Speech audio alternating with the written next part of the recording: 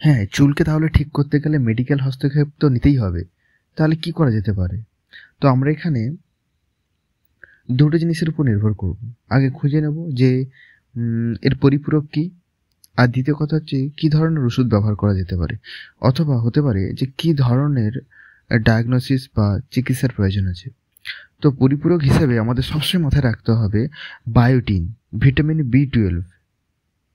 আর ওষুধ হিসেবে ধরতেই হবে যে প্রেসক্রিপশন করা ওষুধ, যা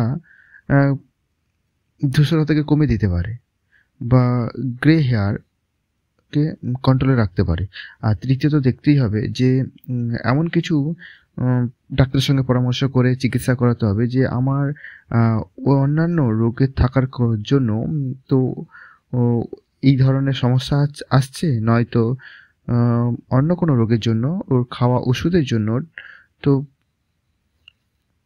রিয়েকশানে তো এই ধরনের সমস্যা হচ্ছে। তো আমাদের এটা বুঝে নিতে হবে, যেমন থাইরয়েডের ক্ষেত্রে এই সমস্যা দেখা যায়, অথবা কখনো কখনো স্কিনের প্রবলেমের জন্য হয়।